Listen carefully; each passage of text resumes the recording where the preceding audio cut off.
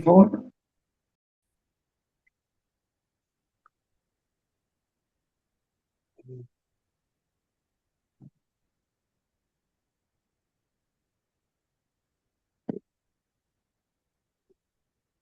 Hare Krishna. Thank you very much for coming to these online sessions. We will start the session. We have devotees. Okay. Karthik, how is your health? You fine? No. Cough is increasing, Prabhuji. You should put కరక్కాయ పెట్టుకోవాలి లేకపోతే it's very difficult to get out of this cough nowadays. I don't know, somehow everybody is getting this cough like anything. We should Yes, have Prabhuji. karakkai every time in our mouth. Karakkai means haritaki. Yes. Every time we should have in our mouth. I will get it, Prabhuji. Because the medicines are going on, so I'm not taking so much. Okay. Fine. I have to check. Screen is shared. So I need to just put. Okay, we'll start without wasting any more time.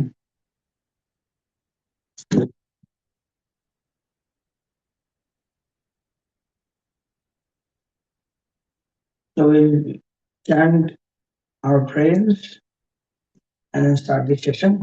Om Ajnana-Timirandasya Jnananjana-Shalakaya Chakshurunmilitam Yena Tasmai Shri Gurave Namaha.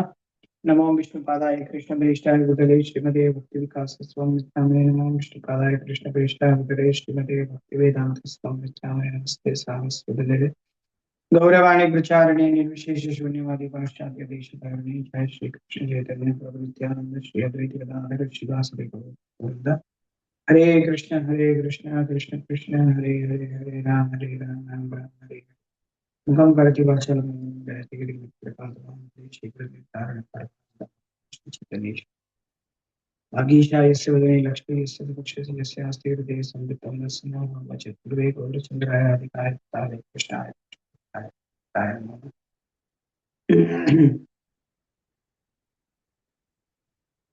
योऽन्तः प्रविशो मां प्रसुप्तां सञ्जीवयत्य कुलशक्तिधरस्वधाम्नां शास्त्रचरणश्रवणत्वगादीन् प्राणान् नमो भगवते पुरुषाय तुभ्यम् जुगुरुहरिवाण्या कृष्णचित्तो विचिन्तुपरिवृत्तपितृगेहा दन्तसंसारभूता परपुचनसुखातो विजयं सांसविश्वो विजयति विकासो Hare Krishna. So welcome to the yet another session, the online reading of the book, The Good Edition of Srila Prabhupada by His Holiness Bhaktivedanta Swami Maharaj, the 3-volume book. We are in page number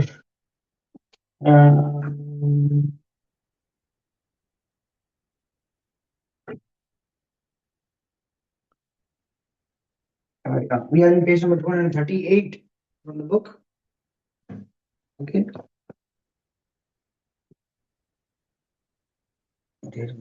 Which page are you at the book?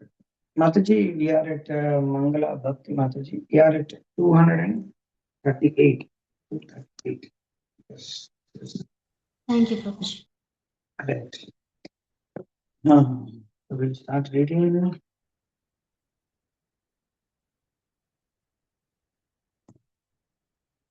Let me see.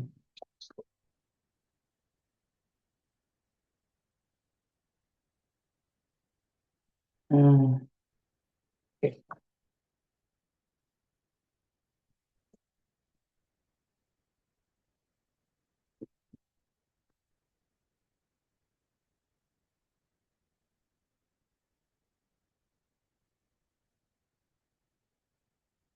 Okay. Shyam Swarup Prabhu, can you please read? Hare Krishna, Prabhu. Hare Krishna. Yes, Prabhu. Mm. Even after Srila Prabhupada's departure from this world, scholars continued to accolade him. An especially insightful observation came from Srivatsa Goswami, a much respected scholar and spiritual leader from Radharamana temple in Vrindavana, who had known Srila Prabhupada from the years when he resided in Vrindavana before sailing to the west. What the Muslims could do only by the tremendous sword, and the Christians could do only with great financial resources and state power, has been done by one solitary man without any ill effects. Wow. Superb.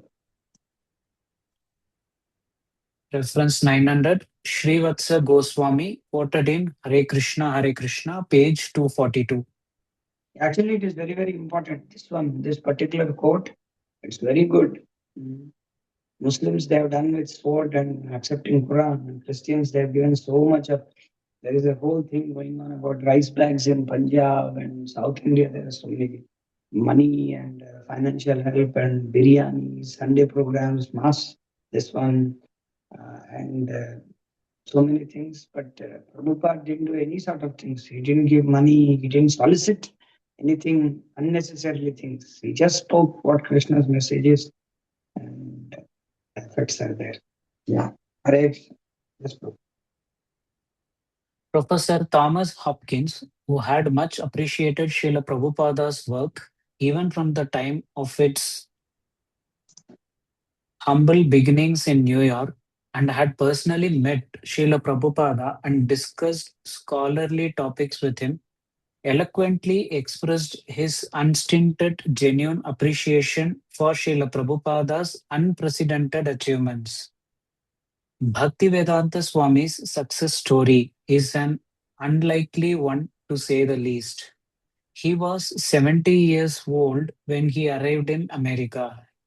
It was his first trip outside India. He had no money and no local means of support.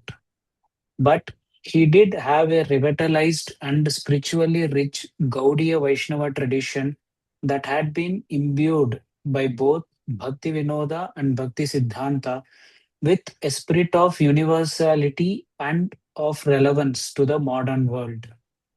But it must be admitted, certainly, that not anybody could inherit and transmit that legacy. Other disciples of Bhakti Siddhanta had tried and failed to bring the devotional message of Chaitanya to the Western world.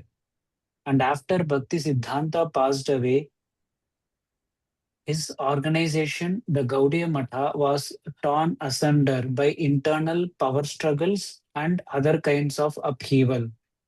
Bhaktivedanta Swami obviously was a very special person, a spiritual leader of rare power. His success in bringing the message to the West and planting it in a place where it took root and flourished without compromising his tradition has to be seen as largely an effect of his tremendous personal spirituality and holiness and his incredible determination. It is an astonishing story. If someone told you a story like this, you wouldn't believe it. Here is this person. He is 70 years old. He is going to a country where he has never been. He doesn't know anybody there. He has no money. He has no contacts. He has none of the things you would say that make for success. He is going to recruit people not on any systematic basis, but just picking up whomever he comes across, and he is going to give them responsibility for organizing a worldwide movement. You would say, quote, what kind of a program is that?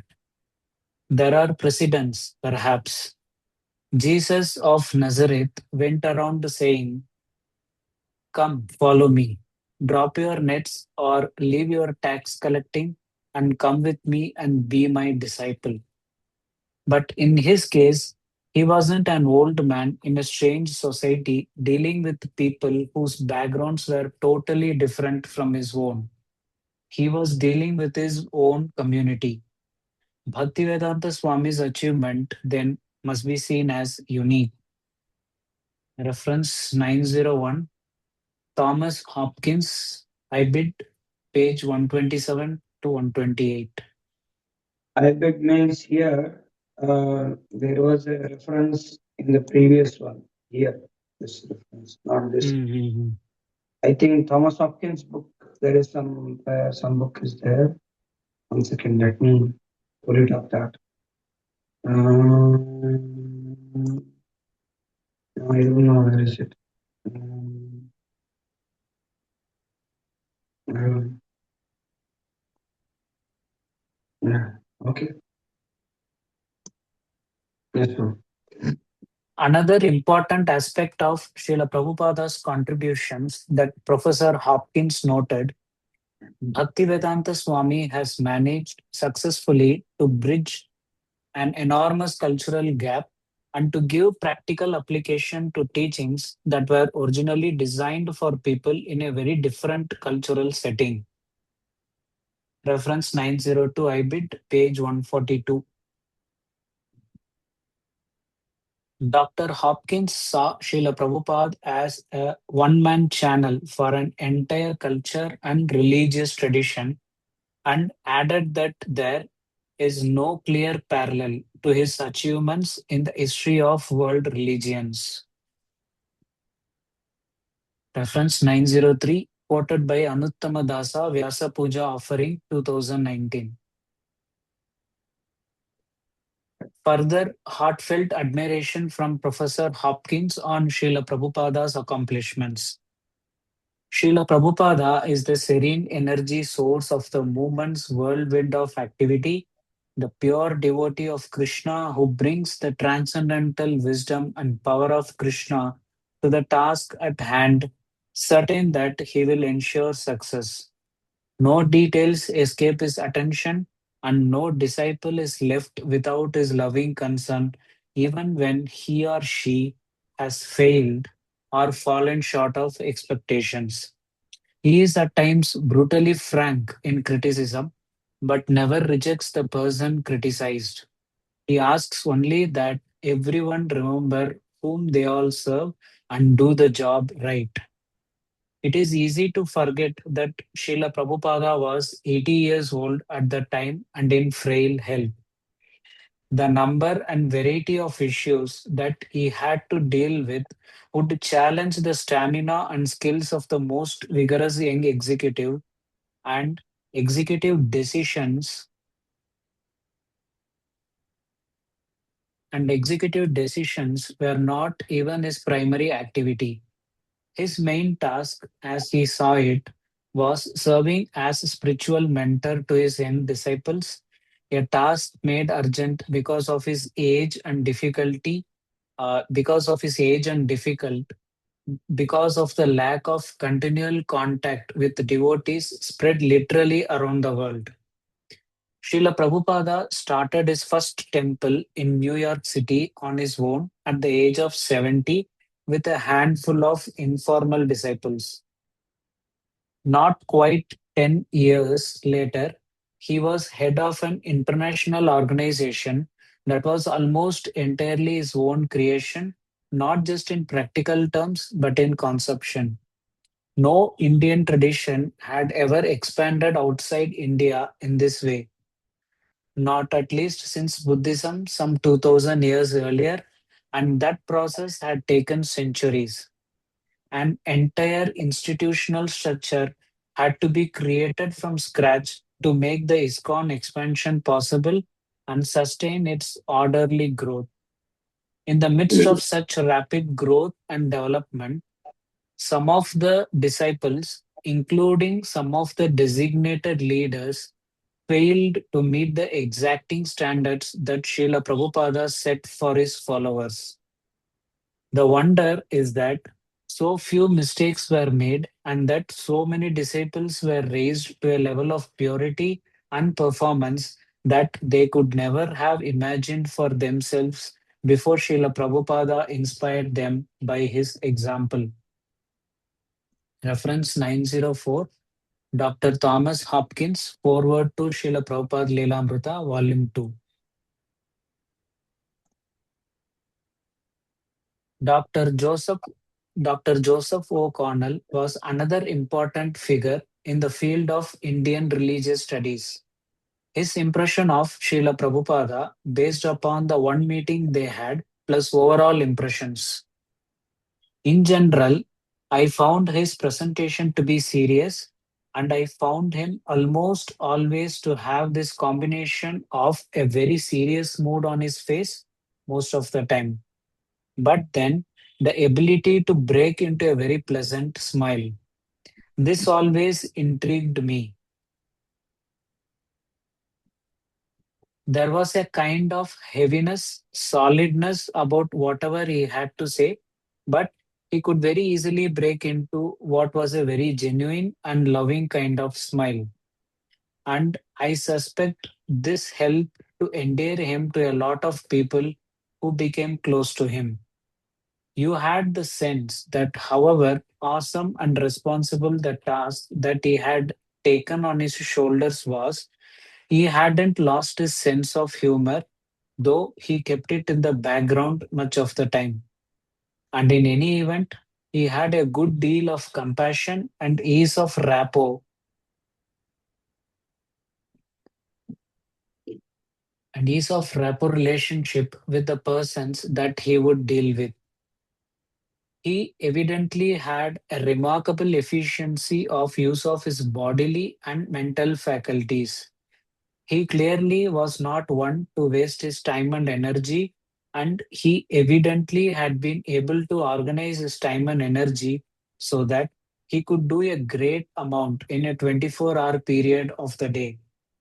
All of which says something of the consistency of him and the integrity of him to be able to handle without any evident stress or undue intensity of the whole range of things he did on a day in, day out basis.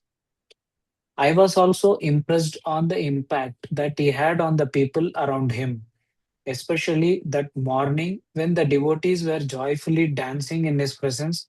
It was really very moving, 50 or more of them leaping about there with obvious delight.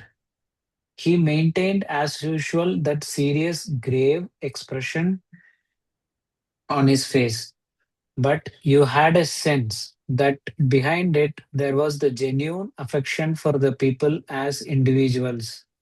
You had the feeling that though he didn't know all of his people all that well, that he did respect them as individuals and had a kind of parental or grandparental concern for them. I also had the sense, and this is confirmed by comments of other people through the years, that he was willing to go out of his way if necessary to protect his devotees. Unlike perhaps some persons who exploit their followers, I had a sense that he wasn't doing that, that he was giving them more than he got from them. I myself, I think, would have found it difficult to have been a student or a disciple of his because his theology and to some extent his mentality as a religious person was very orthodox. Orthodox in a Vaishnava orthodox sense. He understood that the scriptures were indeed revealed and revealed in a very exact and precise way. And I think my historical training would have been at some variance with him much of the time in terms of the age and probable meaning at the time that the text was enunciated. He would take an interpretation that would be very strictly following that of Vaishnava commentaries going quite a ways back. He evidently knew a lot of the scriptures, there is no question of that, and he knew it with great fidelity to the orthodox conservative Gaudiya Vaishnava tradition, but I would have found it difficult to operate within the kind of discipline that would have required. He had a remarkable ability to delegate authority, which is something that you don't find in an awful lot of leaders.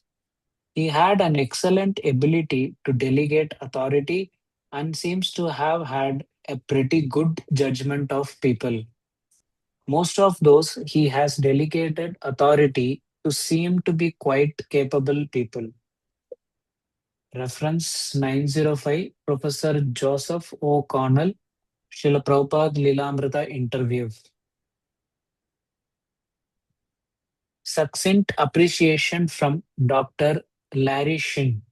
Dean of the College of Arts and Sciences at Bucknell University. Srila Prabhupada's personal piety gave him real authority. He exhibited complete command of the scriptures, an unusual depth of realization, and an outstanding personal example because he actually lived what he taught. Reference 906, Dr. Larry Shin quoted in the Quest for Enlightenment, Chapter 8. Reference 907. See also comment by Dr. Harvey Cox. Okay, Prabhu. Okay, Prabhu. Hare Thank you. Krishna. Thank you very much.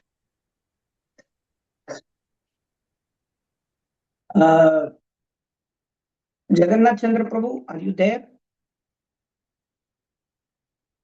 Yes, Prabhuji, I'm there. Yeah, here. Yeah, please, Prabhu, can you please continue to read? Yes. Indian Prime Minister glorifies Srila Prabhupada. Slowly, Yes. slowly, clearly, and pace. We want slow. That's what. Okay. And Indian- clear, Prabhu. You might be mindful of commas and full stops. Okay. Yes. Indian Prime Minister glorifies Srila Prabhupada, making a huge statement by inauguration, the glory of Indian Vedic Culture Center, a major ISKCON temple in Delhi on 5th April 1998. Sri Atal Bihari Vajpayee, the Prime Minister of India, spoke the following words during his inaugural speech. If today the Bhagavad Gita is printed in millions of copies in scores of languages and distributed to all the nooks and corners of the world, the credit for this great sacred service goes chiefly to ISKCON. For this one accomplishment alone, Indians should be eternally grateful to the devoted army of Srila Prabhupada's followers. The voyage of Bhaktivedanta Swami Prabhupada to the United States in 1965 and the spectacular popularity his movement gained in a very short spell of 12 years must be regarded as one of the greatest spiritual events of the century. What accounts for the rapid spread of the ISKCON movement globally? The answer should be sought in two factors, internal and external.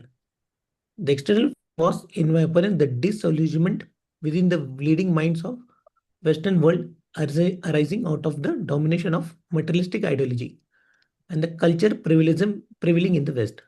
Both capitalism and communism gave birth to disillusionment, since both are essentially materialistic ideologies and are incapable of satisfying the real needs of man.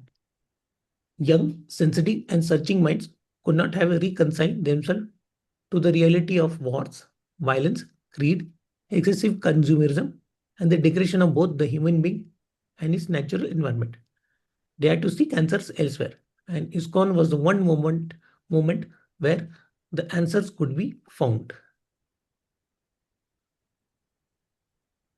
The internal factor was, of course, the inherent strength of ISKCON's message, a message founded in the philosophy of the Gita.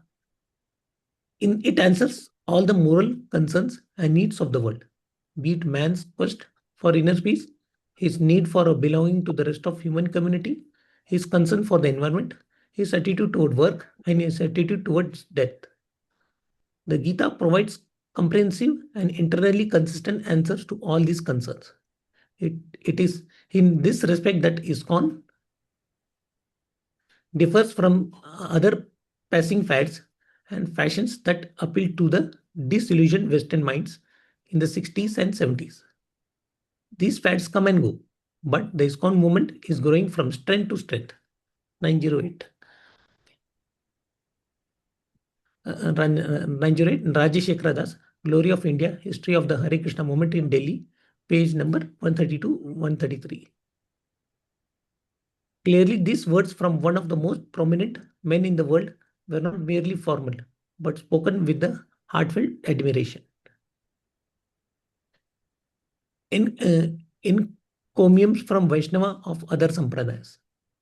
His Holiness Vishwesh Tirtha Swami, the head of Sri Pejawar Adokshada Mata, was highly respected Acharya in the Madhva Sampradaya, and several times expressed his deep and genuine appreciation for the work of Srila Prabhupada.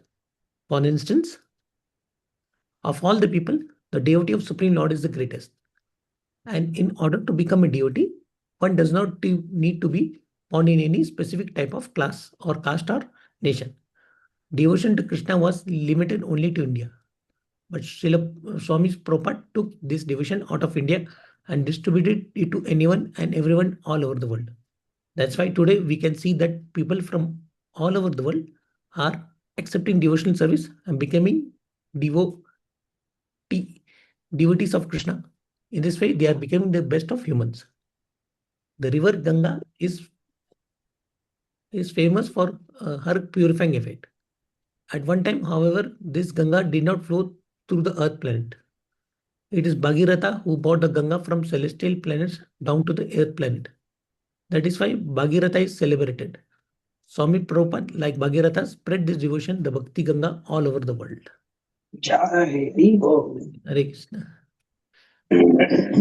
Yeah, in this way, Swami Prabhupada has done something which is much better than what Bhagirath had done. Oh, Krishna. I feel very proud that I'm also connected to Swami Prabhupada. The message of the Jagat Guru, Madhvacharya, and the message of Chaitanya Prabhu are the same. Their messages are identical, and in this way, it is confluence. Chaitanya Prabhu actually gave what Madhvacharya gave. Thus, I belong to Sri Chaitanya Prabhu's line. Therefore, I feel proud that Swami Prabhupada, who actually belongs to our Sampradaya, has done such a wonderful job by distributing Krishna consciousness all over the world. It is due to Srila Prabhupada that the Bhakti Siddhanta advocated by Sri Madhvacharya reached an international level. I have extreme respect and feel very proud when I think of Srila Prabhupada. The whole message of Lord Chaitanya Madhvacharya of Krishna Bhakti, which was spread throughout the world, was the contribution of Srila Prabhupada. 909 Vishvesa Tirth Swami, Pejwara Swami lecture, Sri Narsingh Chaitanya Ashram, gosai.com. What a link. Okay. Chinnajiyar Swami, a prominent leader of the Ramanuja Sampradaya, similarly pronounced. It's only because of A.C. Bhaktivedanta Swami Prabhupada that the Bhakti movement started in the Western world and spread like a wildfire for good all over the world. It appears as if it is a miracle, but it is so true. The greatness of Bhakti is such as is the greatness of Lord Krishna and the spirit of Srila Prabhupada. 910. Sri Chinnajiyar Swami, Vyas Puja offering, 1996. Wow. Yes, sir. Yes, sir. Okay, VP. Appreciation from a Mayavadi. Professor V. Krishnamurthy was a distinguished mathematician and educationist connected with K.K. Birla Academy, New Delhi, and Birla Institute of Technology and Science, Pilani, Rajasthan. He was also a profuse exponent of Advaita Mayavada philosophy. Notwithstanding a few technical errors, the following extracts from his writings from the late 20th century demonstrate his deep appreciation for Srila Prabhupada and his followers. Srila Prabhupada was one of the foremost spiritual leaders of the 20th century. The remarkable challenge that he undertook and successfully accomplished was the transformation of the most materialistic youth of the times. Not just the orthodox and lay believers of a gullible society of the East who grave with the hoary traditions of. Yes, Prabhu, next page. Religious beliefs, but the rebelling anti-conformist westernized Jews were products of the luxury, affluence, and the license of the West. Not just a few, but literally thousands of them, into the most godly personalities with the loftiest of spiritual and ethical ideals. This miraculous achievement has no parallel either in the past or in the present, and very probably there will never be one in the future. This happened to be a marvel of just 12 years, precisely the last 12 years of his 88 years of life. It was because Prabhupada was an open book and exemplary devotee of God who would have been placed among the greatest of the Alvars, 911, the early saints of Sri Vaishnava Sampradaya, and Nainamars,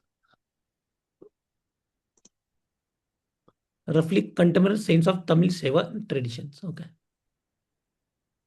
if only he had lived in ancient times. Coming in the lines of Chaitanya Mahaprabhu of the 16th century, he re-established the traditional Bhakti school of Chaitanya in a totally modern context by building a house in which the whole world can live. Okay, one second. Prabhuji, yeah, 1 second. I wanted to ask devotees, Alvars and Nayanmars. Does anybody know how many Alvars are there? 12, 12. I think you will know. Because obviously, you will know. That was talking about this.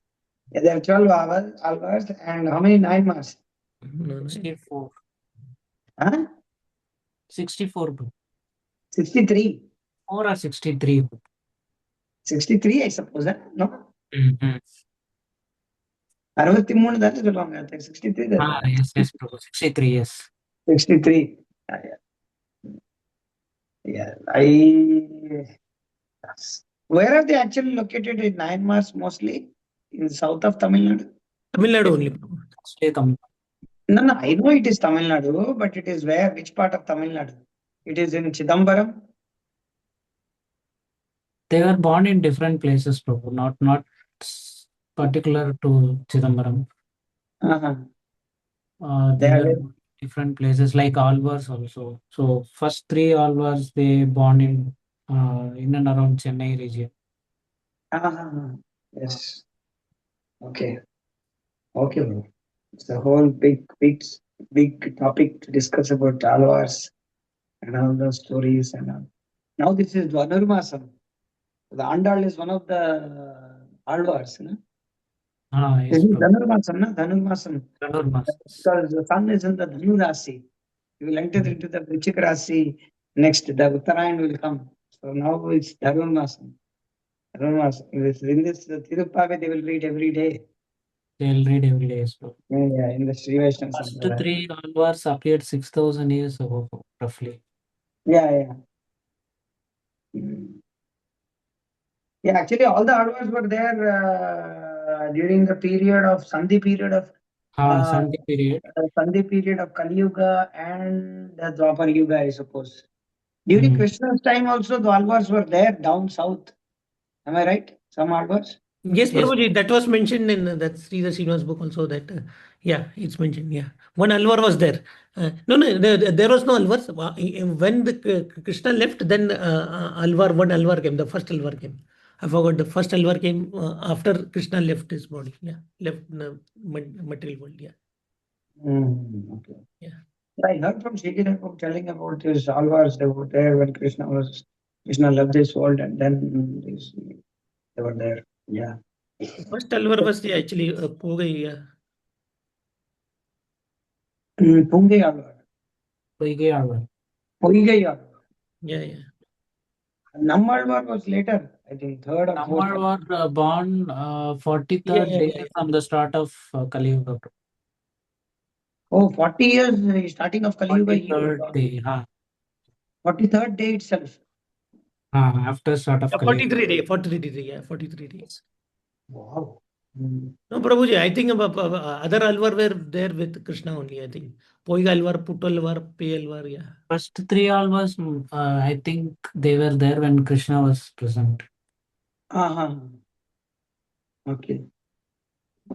Okay, Prabhu, you can continue to read. Okay, so where was like, yeah, till he was 70, he struggled alone to implement his master's injection of propagating the glories of Lord Krishna and transmitting the treasures of Srimad Bhagavatam.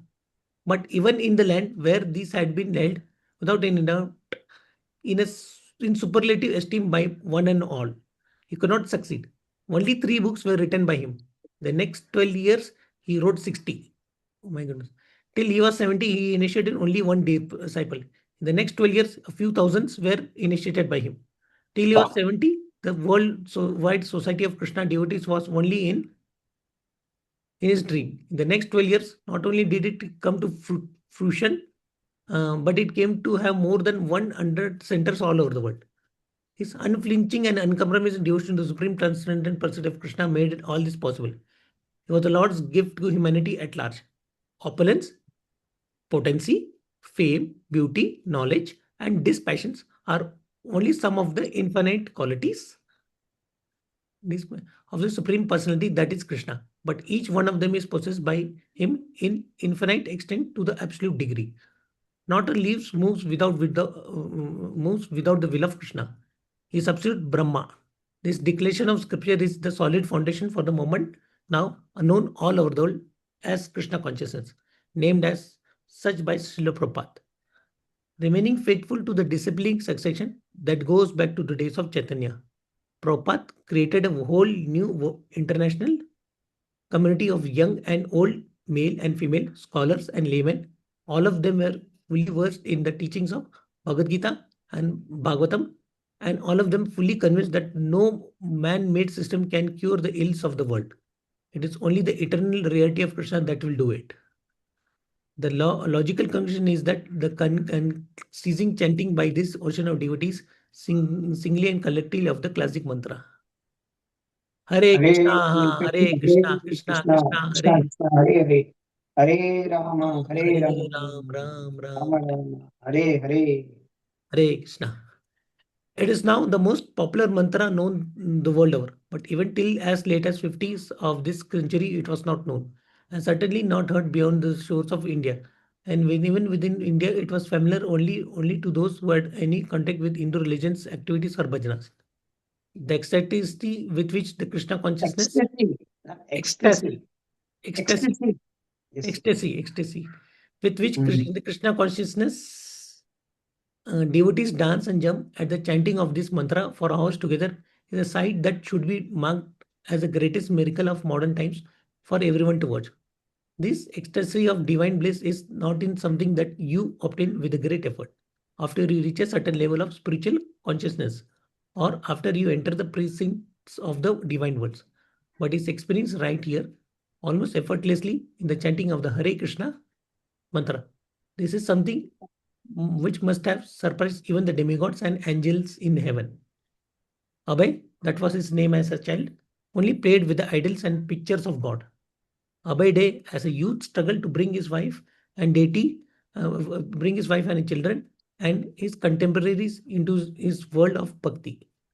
Sri Bhaktivedanta Swami, as a disciple of Srila Bhaktisiddhanta, struggled to find a sponsor for the popularization of his manuscripts, which he conceived, wrote, edited, and typed for the benefit of the fallen humanity. But spiritual revelation was not still not coming. Taking his master's prophecy of several past years past as one his only guidance and with total faith in Krishna, he crossed the seas against heavy odds. His only property being a suitcase of manuscripts he had already written. 203 volume sets already printed of Bhagavatam, explained by him in his imitable English, an umbrella and a supply of dry cereal, and with almost no money, just 40 Indian rupees. The first few months of his American life must go down in the history of devotee of the Lord as the worst torture challenge to mind and body that any devotee ever experienced. He was frantically, but with hope and faith, looking for the people who would listen to him, not just once, but repeatedly. People who would chant the transcendental name of God first at his bidding, and then spontaneously people who would live a life without illicit sex or gambling or intoxicants or meat, people who would live for Krishna. In looking for this, he became revolutionary in that he accepted their participation, whether they chanted it as jazz, folk music, or rock, or Indian meditation. He had no government or other support, no sanction of a religious organization, no patron. As a total loner, he planted the seed not only in a foreign soil, but that too in a completely unfriendly environment, whether of the weather or of the people. The American hippies were his first disciples. The major attraction to them was his good food, even though unfamiliar, and a promise of reaching the high and staying high without drugs. They trusted him because he was the most sincere Swami they had ever come across. What started like this dream role, by the Lord's grace, within the course of 2 years into an international movement with a printing press of own, with a few temple-like apartments on American soil, where there would be congregation at least 3 days a week, chanting almost every day, lectures by the Swami, and certainly the writings were at the desk probably all the early hours of every morning by the divinely inspired architect of the whole scheme and the unending dreams and explorations for the progress of the moment. Thereafter, there was no looking back. The worldwide tours of the Swami started. As he said, he never belonged to any single place, neither New York, nor Bombay, nor even Vrindavan. He belonged to Krishna. So he traveled wherever his devotees called him. One by one, temples were coming up. Rath Yatras, that is, public processions of the sacred idols of the Lord, displayed in gigantic chariots in all pomp and majesty, were held in far off cities of the world where they had never seen or thought of God in idols ever. Krishna's gaze bought sponsors, a Ford, a Harrison, and many more. The records of the chant created record sales. The Swami's Bhagavatam kept continually rounding off the press. The books were sold in thousands by the devotees in a marathon efforts, with the same persistence and devotion, perhaps more, as their master had shown in the writing them all his life. Altogether, he had written more than 60 books. A book trust was created. The earnings of the book trust became the major assets of Krishna conscious society. Temples for Radha Krishna and Jagannatha were coming up in almost every country of the world. Swami had circled the globe almost a dozen times. A new era of Krishna consciousness had been heralded and had come to stay. His mission was over. The call was now coming from Krishna for him. But he was working till the last moment. He left behind him a large and growing organization of properties and monies intended 100% for the purpose of devotional service to Krishna. And he also left a legacy of spiritual consciousness and devotional life, which will live as long as the memory of Krishna lives. This would change the course of history for all time. Having taught the world how to live, he also taught them how to die by breathing his last beat fully in Vrindavan, amidst the chanting of Hare Krishna mantra by numerous devotees and representatives of the hundreds and the odd temples around the world. 913. Yeah, click. Oh, sorry. There is a reference. There is a reference. Yeah. 913. Professor V. Krishnamurti, Srila Prabhupada, link. Yes. Professor Krishnamurti's assessment of Srila Prabhupada's Srimad Bhagavatam rendition. A Himalayan work of translating into English the entire Bhagavatam word by word has been done by Srila Prabhupada. But it should be noted that Srila Prabhupada's commentary not only does not agree. Actually, it is called as commentary. Not only does not agree with Advaita, but strongly criticize it.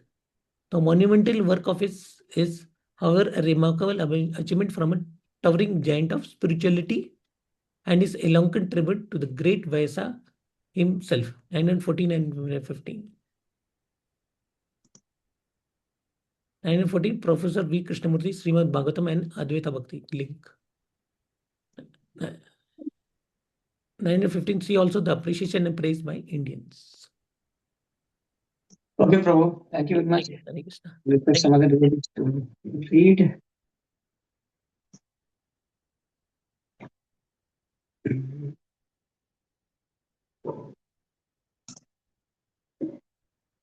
Rupanand Prabhu, can you please read? Hare Krishna Prabhuji, Dandavat Pranam. Part 3, ISKCON definition, aims and scope. Chapter 1. Now we are entering into ISKCON. Yes. So now the periphery is over. Now we are entering into the main part. The rasa, where we will get all ISKCON. Actually, this is the second volume is having a lot of things. It will piss off so many people. Second volume is very good. What is ISKCON? Exactly what is meant by ISKCON might be difficult to precisely define. It refers to the official institution that Srila Prabhupada founded in that name. It also encompasses everything and everyone that is perceived as being within the aegis of GBC, with an internal system of governance that overlaps with but does not fully coalesce with the legally incorporated body. Srila Prabhupada's vision of ISKCON was for it to be not just an organization within broader society, but the leader and guide of the entire social body, encompassing every facet of human activity. A complete alternative culture, a spiritual culture aimed at the total sacralization of human life without remainder. Reference 916. Ravindra Swarup Das, Religion and Religions, ISKCON Communication Journal, Article 1st January 1993. No. Article 1.1, January 1993. Okay, Prabhuji, okay. In the broadest sense, ISKCON is Srila Prabhupada's mission. Whenever, wherever, and by whomever it is adhered to.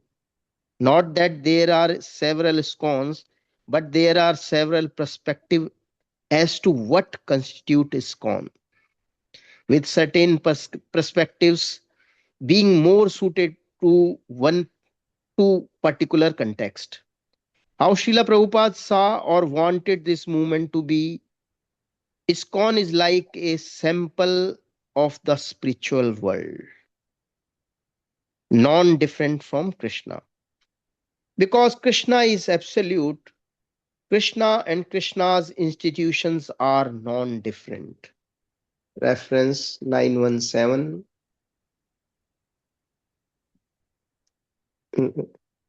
Conversation in 4th May 1973. Further reference 918. Sorry.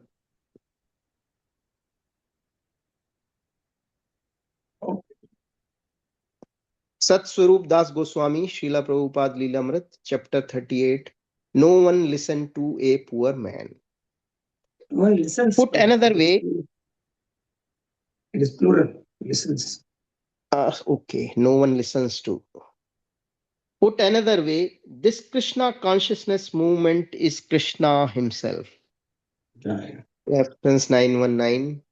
Conversation dated 1st May 1974. In various ways, Srila Prabhupada declared that the Krishna consciousness movement and Krishna are non-different. Reference 5920, Srimad Bhagavatam 10.3.22 purport. Our movement is Krishna. The Krishna consciousness movement is non-different from Krishna. Reference 921, letter 7 September 1972. This Hare Krishna movement is non-different from Krishna or Chaitanya Mahaprabhu.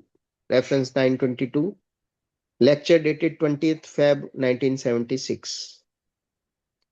The practical effect of understanding this to identify with Krishna's institution is to identify with Krishna directly. Reference 923. Satswarup Das Goswami, Srila Prabhupada Leela Chapter 38.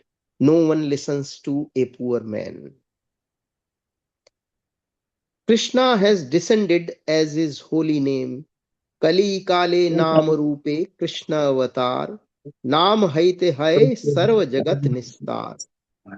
In the age of Kali, the holy name of Lord, the Hare Krishna Mahamantra, is the incarnation of Lord Krishna. Simply by chanting the holy name, one associates with the Lord directly. Anyone who does this is certainly delivered. Reference 924. Chaitanya Charitamrit, Adi Leela, 17 chapter, 22 text. The present Krishna consciousness movement is Krishna because it is based on, permeated by, and dedicated to spreading the name of Krishna. It is Krishna in the form of his name. People in general must take to the Krishna consciousness movement, the Hare Krishna movement, which is the sound incarnation of Supreme Personality of Godhead. Kali Kale Naam Rupe Krishna Avatar. Chaitanya Charitamrita 1.17.22. Krishna, the Supreme Personality of Godhead, has now appeared as an incarnation by his holy name. Reference 925. Srimad Bhagavatam 9.15.15. Purport. This movement is meant to deliver the world from asuras and their iniquity. Just as Krishna does when Iniquity. iniquity. Iniquity means immoral, grossly unfair Immoral. behavior. Okay, Prabhuji, thank you. Just as Krishna does when he appears, our Krishna conscious movement is supposed to be a representative of Krishna. When Krishna appears on this earth, he has twofold business to execute. One is to give protection to the devotees for advancing in Krishna consciousness, and the other is to kill the demons. Reference 926.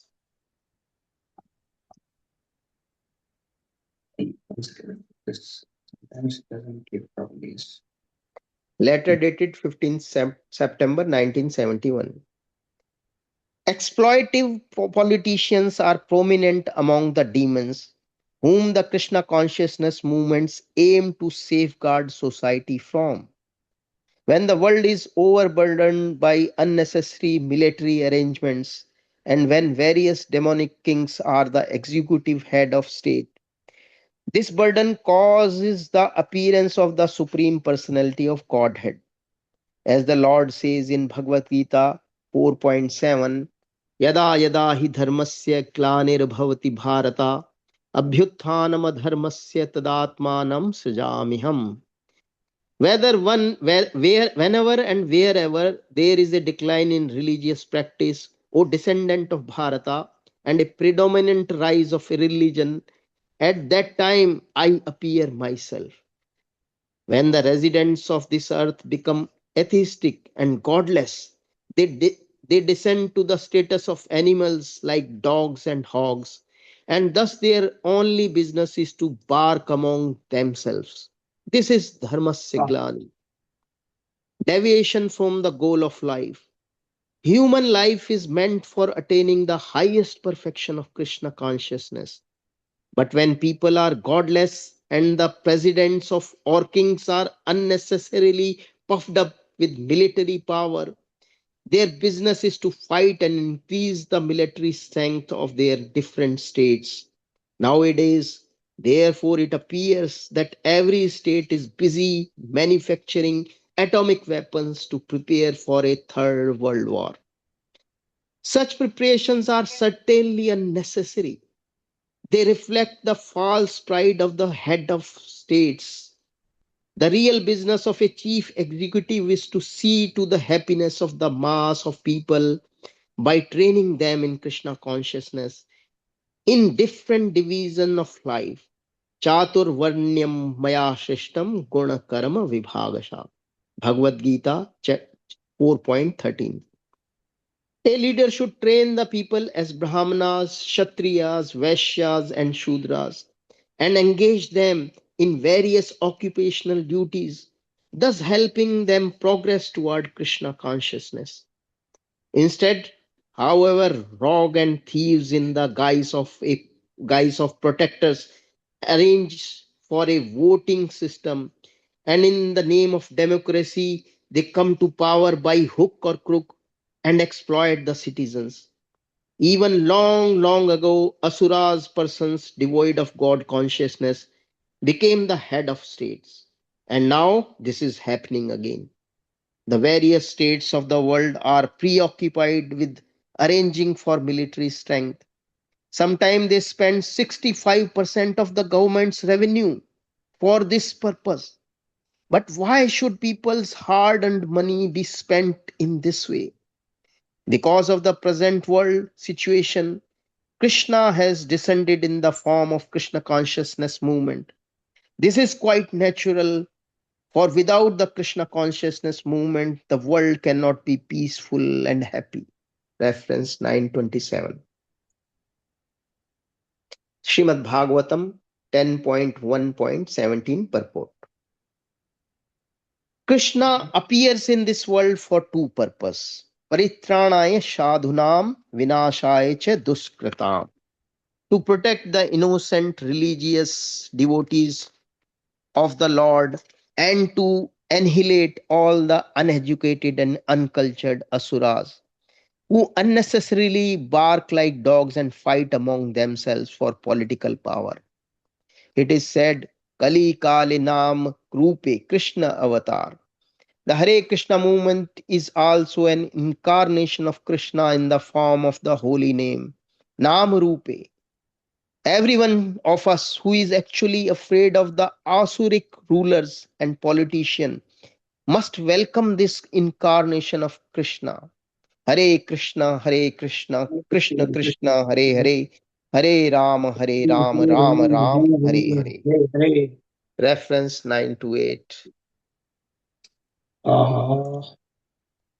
You can read from the book that I'm not able to click this. Yes, Oscar. Yes. Srimad Bhagavatam 10.3.21 purport. The Krishna consciousness movement also protects society from the asuras responsible for the world's present chaotic condition. Those who want to become one or equal with the Supreme Lord are asuras. They always create disturbance. At the present moment, there are so many asuras. Everyone is defying the supremacy of the Supreme Lord. Everyone is trying to become God. Therefore, the whole world is in a chaotic condition. If we want to adjust this chaotic condition, then we require the incarnation of God. That is already there. Nam Rupe Kali Kale Krishna Avatar. This Hare Krishna movement is the incarnation of Krishna in the form of name. There is no difference. The Sankirtana movement was inaugurated by Sri Chaitanya Mahaprabhu, and Sri Chaitanya Mahaprabhu is Krishna himself. Abhinitvam Nama Naminoho Padam Puran and Chaitanya Charitamrita 2.17.133.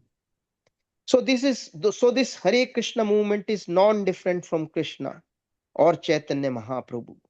So if we take shelter of this holy name of the Lord, Hare Krishna, then we shall be saved. Reference 9 to 9.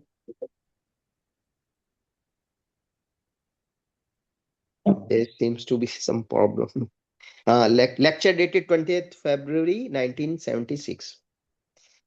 Indeed, all problems endemic to Kali Yuga can be overcome by the Hare Krishna movement.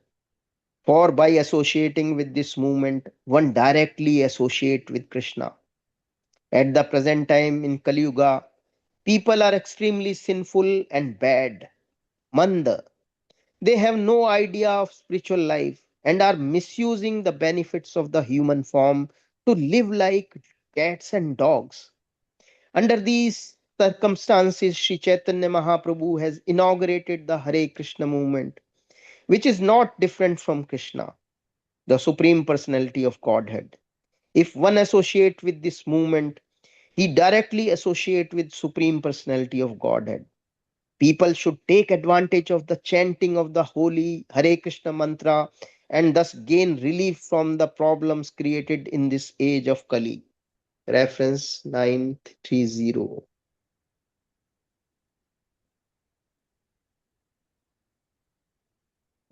There's some problem. I think I don't know why this link is not working. No.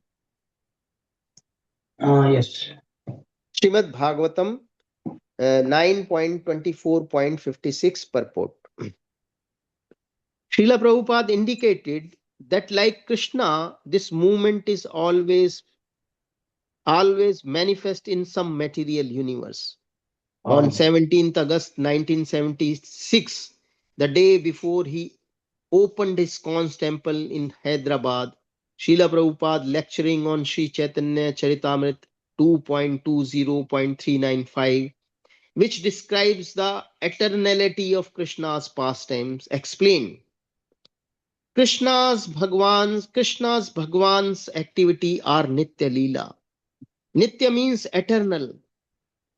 7:45, when it will be 8, in some other place it is 7:45. Somewhere the sun is rising and setting within this regulation.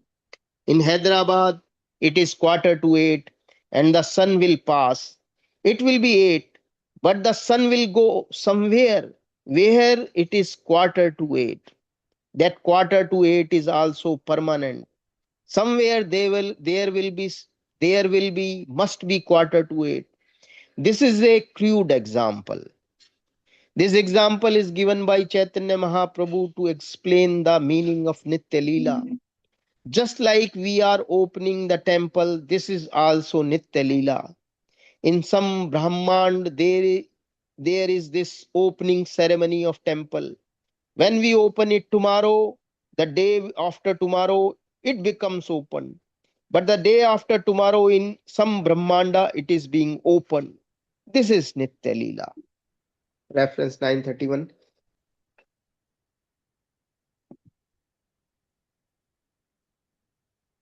Lecture dated 17th August 1976. In commenting on the sections of Srimad Bhagavatam that describes Lord Krishna's having entered the womb of Devaki, Srila Prabhupada asserted, referring to the activities of ISKCON, Krishna has taken birth or taken shelter within the womb of the Krishna consciousness movement. Reference 932. Srimad Bhagavatam 10.2.20 purport. Okay, Prabhu. We will stop here. It's already late. I was just waiting for this section to get over. So thank you very much. We'll end up our session here. If devotee wants to ask something, they can ask. Else we can stop here. They're free to ask. Anybody can ask anything. Hare Krishna Prabhuji, Professor Hopkins actually once Guru Maharaj told that. I'm just telling Professor Hopkins, Thomas Hopkins, name has come.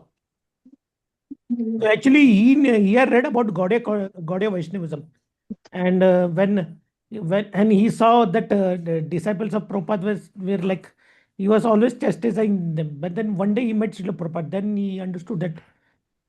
That's it. Your evolution video. You can see that in the your evolution video that is there. He explains that. Okay. That we have read in one place. Maharaj also mentions that. Okay. That has come here. I mean, what that time is that when he meets Srila Prabhupada, then he understands that the person who is leading is the proper. Yeah, is very. Yes, Prabhu. Okay, Prabhu. Okay, Prabhuji's, Mataji's, all devotees. Krishna willing, tomorrow we will continue from this chapter. ISKCON is Gaura Leela. Wow, what a title. So, until then, thank you very much. Hare Krishna. On Shakal Patakapya Shikal Pasande Devcha.